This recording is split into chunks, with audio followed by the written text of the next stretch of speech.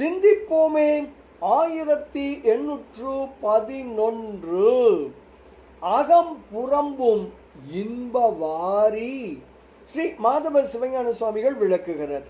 சொரூப சிவமானது அண்ட கோடிகளையெல்லாம் இடையறுத்து அவற்றை கடந்து அகமும் புறம்பும் ஏகமாய் நிறைந்து எங்கும் பறந்து விளங்கும் இன்ப பெருங்கடலாய் திகழ்கிறது.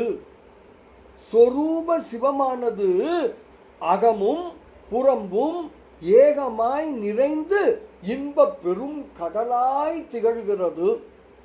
அந்த சொரூப சிவத்துள் சோலைகள் சூழ்ந்த கலைசையில் எழுந்தருளும் சிதம்பரேசரது திருவுருவினை கண்டுகொண்டு போற்ற வல்லவர்கள் முக்தி செல்வத்தை உடையவர்கள்.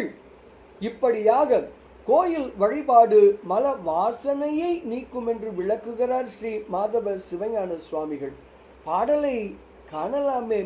அண்டரண்டர் ஊடறுத்து அகம் புறம்பும் ஏகமாய் மண்டி எங்கனும் பரந்த இன்பவாரி தன்னுளே தண்டலை கலை செய்வாள் சிதம்பரேசர்தம் உரு கண்டுகொண்டு போற்ற வல்ல காட்சியாளர் செல்வரே என்று ஸ்ரீ மாதவ சிவஞான சுவாமிகள் தனது கலைசை 10 அந்தாதி எனும் அற்புத நூலின் 23வது திருப்பாடலில் மிக அழகாக விளக்குகிறார்.